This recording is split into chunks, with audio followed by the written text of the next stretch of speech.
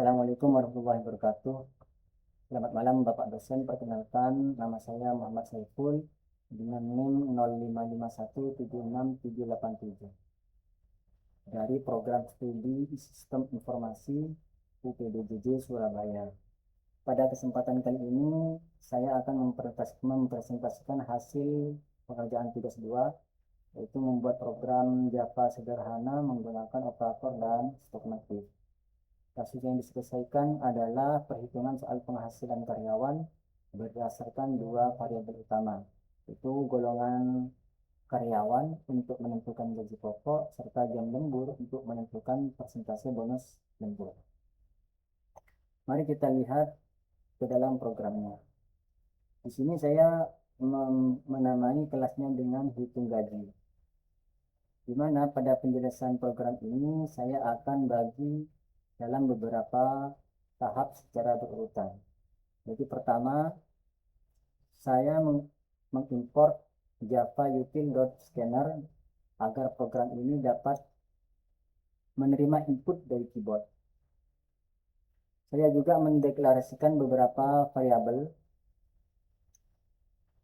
yaitu golongan bertipe string, jam lembur bertipe integer, gaji pokok, persentase lembur, kemudian gaji lembur, serta total penghasilan, yaitu menggunakan tipe double agar perhitungan angka besar lebih presisi. Kemudian yang kedua, penentuan gaji pokok berdasarkan golongan. Jadi pada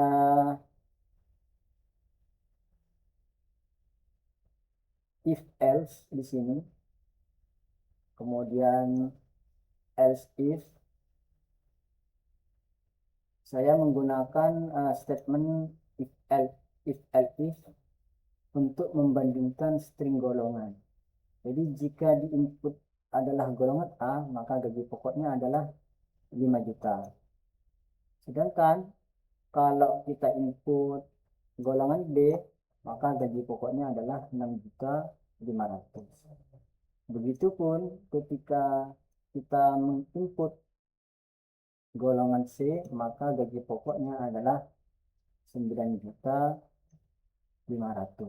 Dan apabila tidak sesuai dengan golongan, maka akan muncul pesan error karena golongan yang input itu tidak valid. Jadi yang tahap ketiga yaitu penentuan persentase, di mana sama seperti golongan, semua golongan itu juga menggunakan if else if, yaitu jam lemburnya kita samakan dengan yang ada di logika gaji pokok, yaitu menggunakan else if gitu. Nah, di sini sama seperti golongan, saya menggunakan if else if dalam jam lembur. Jadi jam lembur misalkan 1 jam, maka persentasenya adalah 30%, dan apabila yang diinput jam lemburnya adalah 2 jam, maka dia mendapatkan persentase 32%. Begitupun sampai ketika lebih dari 5 jam, maka persentase lemburnya adalah mentok di 38% atau 0,38% dalam bentuk desimal.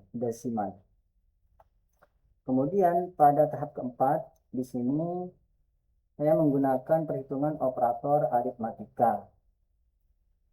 Yaitu setelah nilai didapatkan, program akan memproses menggunakan operator perkalian, yaitu ditandai dengan tanda bintang. Yaitu gaji pokok, gaji lembur itu sama dengan gaji pokok dikali persentase lembur. Kemudian untuk menghitung total, yaitu gaji pokok akan ditambahkan dengan gaji lembur.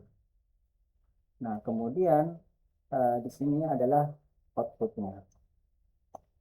Nah, untuk menguji program yang sudah kita tulis, kita coba jalankan.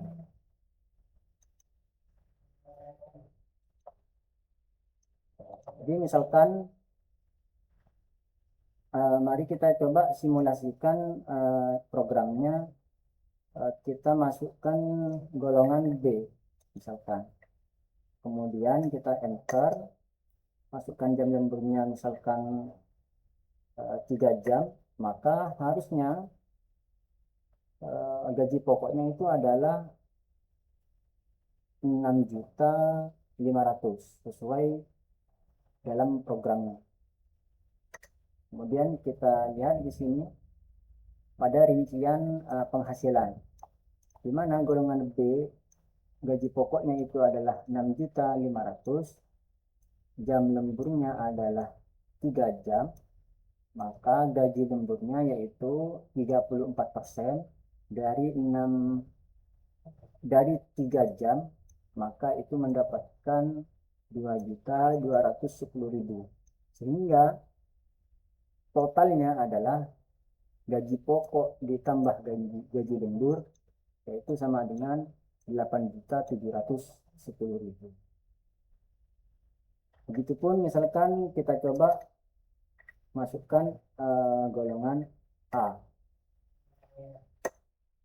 jam lemburnya adalah 1 jam, maka di rincian penghasilannya adalah ketika golongan karyawan A yang kita input adalah golongan A, maka gaji pokoknya adalah 5 juta, jam lemburnya 1 jam, gaji lemburnya adalah 30%, yaitu mendapatkan persentasenya sekitar 1.500.000.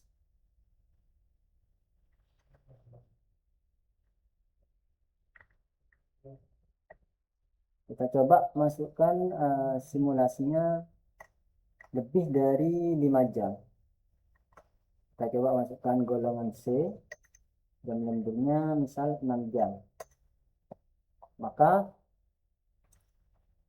golongan C mendapatkan gaji pokok 9.500.000, jam lemburnya lebih dari 6 jam, maka tetap terhitung 38%, karena tadi maksimal itu adalah 38%. Jadi meskipun lebih dari 5 jam, maka hitungannya tetap di 38%. Maka total yang dihasilkan oleh karyawan C atau gajinya itu sebesar penghasilannya 13.110.000. Kemudian misalkan kita masukkan golongan yang berbeda, kan kita masukkan golongan B, jam lemburnya 1 jam, maka di sini terdapat pesan bahwa golongan tersebut tidak valid karena golongan D ini tidak masuk ke dalam programnya.